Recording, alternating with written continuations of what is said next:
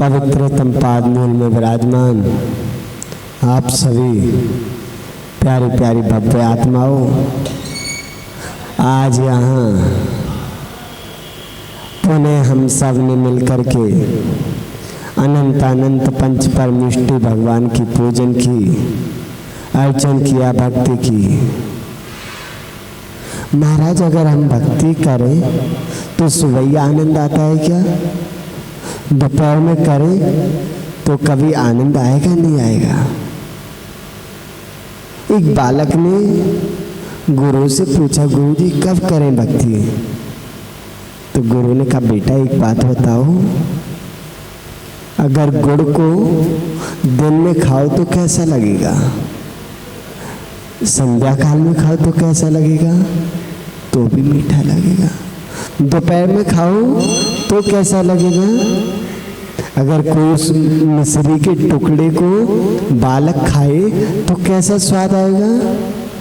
मीठा आएगा। कोई वृद्ध खाए तो भी मीठा आएगा। चांदी की चम्मच से खाए, प्लास्टिक की चम्मच से खाए तो भी मीठा आएगा। ऐसे ही धर्म की क्रियाएं कोई भी करे, कभी भी करे, कैसे भी करे, वो हमारी आत्मा को सद्गति में पहुंचाने वाली होती है।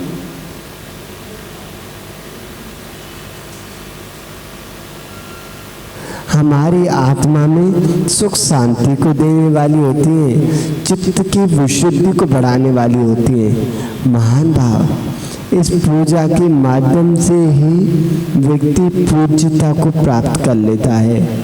अभी कुछ समय पहले हमने बताया था, एक कर्म होता है निदत्तित और निकांचित। जैसे महापाप करने पर ये कर्म का बंद होता है।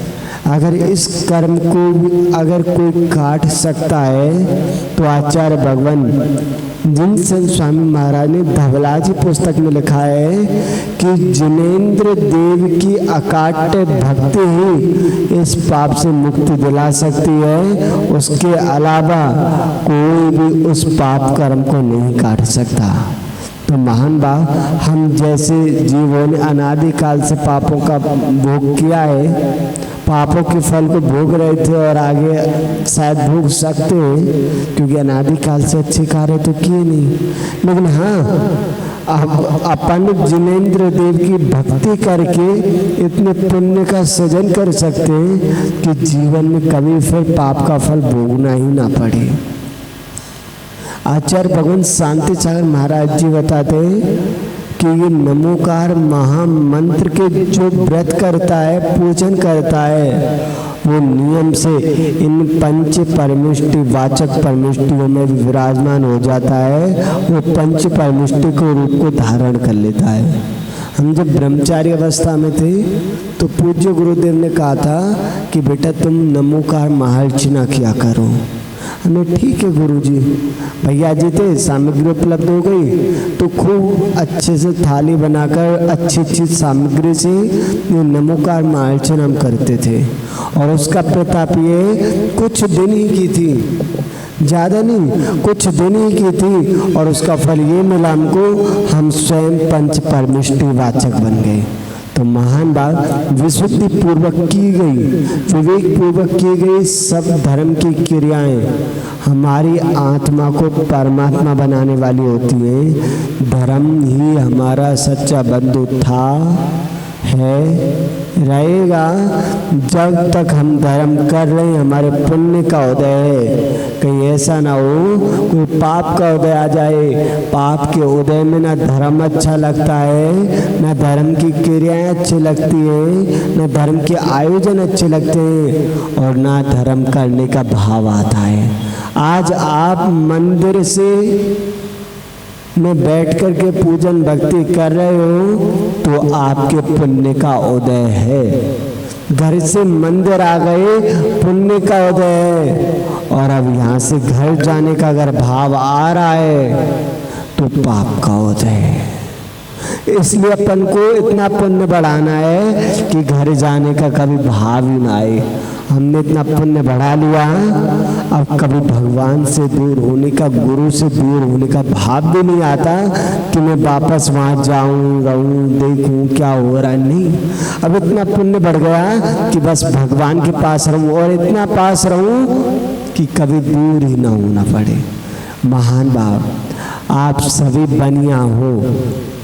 और कई बार बच्चा जब शुरू में स्कूल जाता है तो उसको लोभ देना पड़ता है कि बेटा स्कूल चला जा, तो जो टॉफी मिलेगी, चॉकलेट मिलेगी। और अपन सब बच्चे मोक्ष शब्द को तो हम सिर्फ पढ़ते हैं, उसके बारे में जानते नहीं हैं। तो क्या करना है, अभी जो लौकिक और पारलौकिक विभूतियाँ हैं उनका लोभ दे करके कि बेटा धर्म कर, धर्म करने से तुझे अच्छा परिवार मिलेगा, धर्म कर, धर्म करने से तुझे सुख मिलेगा, धर्म कर तुझे स्वर्ग मिलेगा, धर्म कर तो राजा महाराजा बनेगा।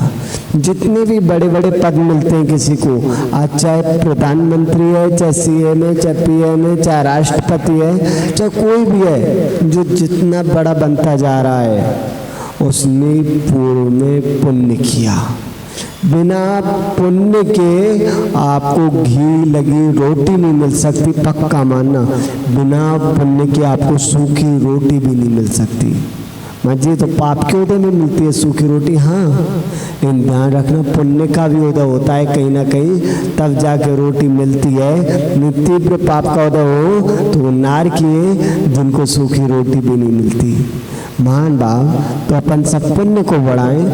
पूज्य गुरुदेव बताते ये पैसा तो पुण्य की परीक्षाएं है, पैसा पुण्य की परीक्षाएं है। जहाँ पुण्य होता है वहाँ पैसा होता है। एक रूपक याद आ गया, पूज्य गुरुदेव हमको अक्सर सुनाया करते कि एक नगर में एक सेठ जी रहते थे, बहुत धर्मात्मा थे, साधु संतों की सेवा करते, पूजा पाठ करते, धर्म ज्ञान करते। एक बार उनकी हवेली के बाहर एक सन्यासी, त्यागी व्रती जैसे एक व्यक्ति आए, धवल वस्त्र पहने हुए, और सेठ ने देखा कि अरे ये तो ब्रह्मचारी जी हैं, आइए ब्रह्मचारी जी अंदर आइए।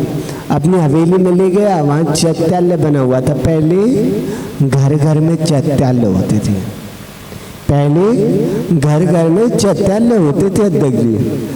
और उसका प्रभाव ये होता था, पहले घरों में शांति बनी रहती थी, मिलकर रहते थे, ज़्यादा परेशानियां नहीं आती थी। क्योंकि पूज्य गुरुदेव बताते हैं कि जिस घर में चैत्यालय होता है उस घर में कभी विंतर बाधा आदि का प्रकोप नहीं होता, उस घर में अकाल मृत्यु नहीं होती, उस घर में भूकंप, सुनामी जैसे महान जो होते हैं, जो हमारे जीवन को क्षतिग्रस्त कर देते हैं, वो नहीं होते। महान भाव, अगर आपके पास बड़ा घर है, अनुकूलता है, तो छोटा सा कमरा बनाकर उसमें चैत्यालय बनाना चाहिए। महाराज जी अगर अब सूतक पातक लग गया तो घरों में कभी भी पाषाण की और धातु की प्रतिमाएं नहीं रखनी चाहिए। घरों में हमारे विद्यानंद जी महाराज जी बताते थे, अगर चैत्यालय बनाया है तो उसमें मड़ियों की, रत्नों की प्रतिमाएं रखो। उसके बारे में उल्लेख आता है कि अगर आप 2 महीने 6 महीने भी अभिषेक नहीं कर पाए, सूतक पातक लगता रहा क्रम से, तो भी आपको दोष नहीं लगेगा। कहीं बाहर गए तो भी कोई बात नहीं। इसलिए कोशिश करना है कि अगर हमारी अनुकूलता है, घर बड़ा है, तो अपन चैत्यालय बनवाएं। हम कई जगह बनवाए और प्रेरणा भी देते हैं। पूज्य गुरुदेव ने कई विदेशों में भी भेजी है प्रतिमाएं। विदेशों में जिनके बढ़िया बड़े मकान हैं, वो लोग विराजमान करके अपनी पूजा पाठ करते हैं, प्रतिदिन दर्शन करते हैं। महान भाव, तो ब्रह्मचारी जी को अंदर ले गया। वैसे ब्रह्मचारी ने स्नान किया, मंदिर था घर में, अभिषेक आदि किया, पूजन की चलने को हुआ। तो बोले, अरे भैया जी आप भूखे पेट हमारे घर से जाओगे? अतिथि देवो बाबा, आप हमारे घर आए हो, हम भूखे पेट कैसे जाने दें? उनको भोजन कराया शुद्ध प्राशों को। अब चलने को हुए तो बोले, भैया जी दोपहर हो गई, गर्मी का समय है, कौन जाए? अभी आप विश्राम कीजिए, संध्या काल में चले जाना। संध्या काल को चलने को हुए तो बोले भैया जी मार्ग जंगल का है, पशु पक्षी है, चोर लुटेरे भी हैं जंगल में, आपके जीवन को खतरा हो सकता है, हम आपको अकेला न भेजेंगे। ये किसका लक्षण होता है? इस श्रावक का लक्षण होता है। वो क्या कहता है धर्मात्मा के लिए? कभी भी हम आपको अकेला न छोड़ेंगे, क्योंकि अकेला छोड़ने पर उनके शरीर के नाश होने का खतरा रहता है। उनका धर्म नहीं छूटेगा लेकिन उनका शरीर छूटने का खतरा रहता है। जैसे आपका कोई बालक है 5-7 साल का और वो जंगल के रास्ते से रात में अकेला कहीं जाए तो क्या होगा? वो जंगल में जो भेड़िए हैं, नरभक्षी जानवर हैं, वो उसको नोच नोच के खा जाएंगे। ऐसे जो धर्मात्मा पुरुष होते हैं जब वो अकेले निकलते हैं तो जो धर्म के विरोधी हैं वो उनको छोड़ते नहीं, उनकी हत्या कर देते हैं। इसलिए हमारे आचार्य भगवान कहते हैं बेटा अकेले विहार मत करो। गुरु जी क्या कहते हैं? बेटा अकेले विहार नहीं करो, कम से कम 2-3 साधु साथ में रहो, श्रावकों को साथ रखो।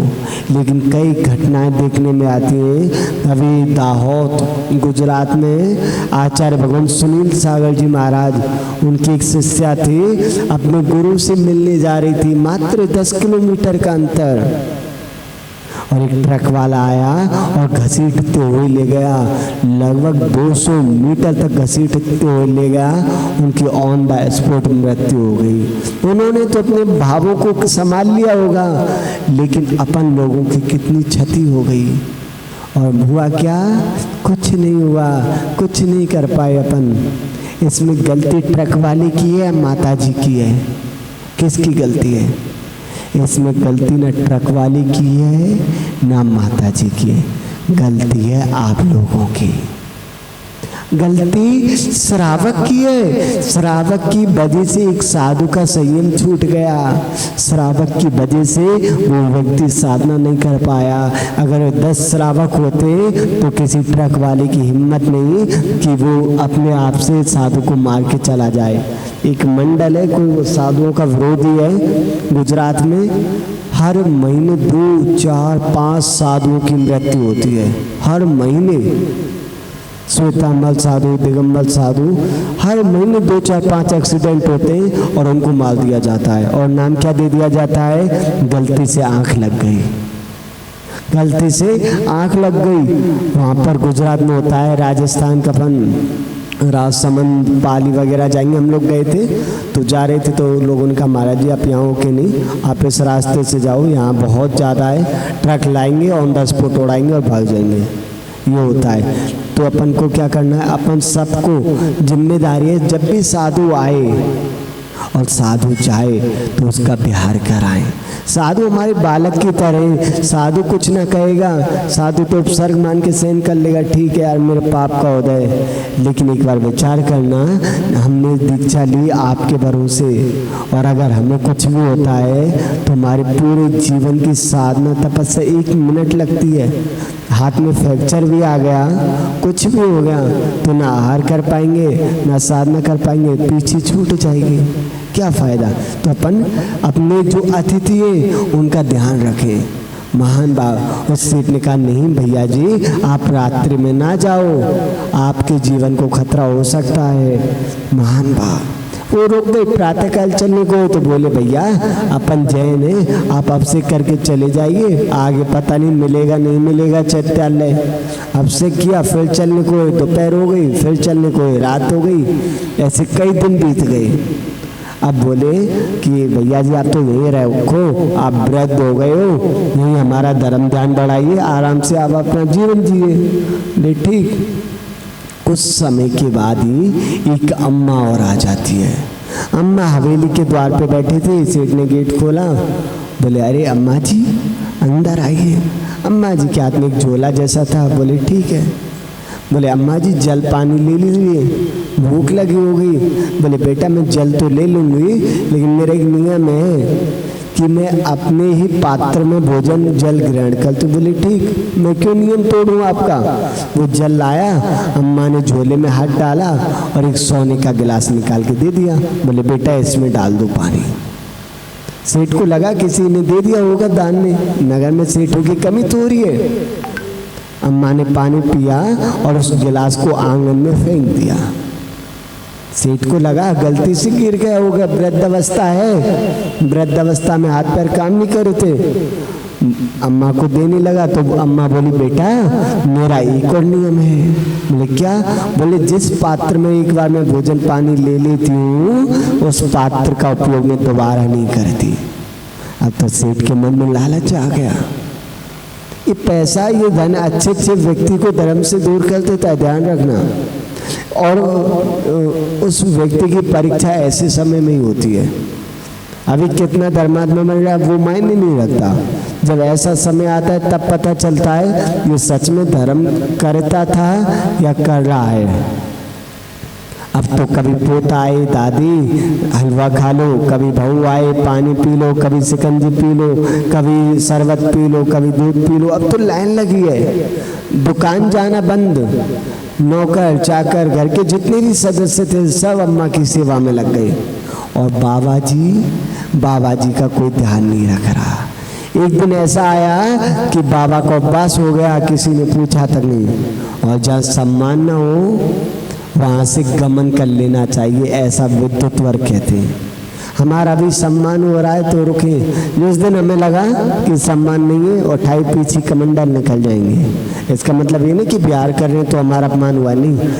हमारी भी एक मर्यादा होती है, किसी कार्यक्रम बसात हम रोकते हैं, अपनी चर्या के लिए रोकते हैं। अब बाबा जी ने कहा भैया अब मैं चलता हूँ। बोले हाँ बाबा जी अब आप जाइए, आपको यात्रा करनी। पहले क्या कहता था कि मैं आपकी पिता की तरह सेवा करूँगा, आपको कोई कमी महसूस ना होगी। लेकिन अब किसकी सेवा हो रही है?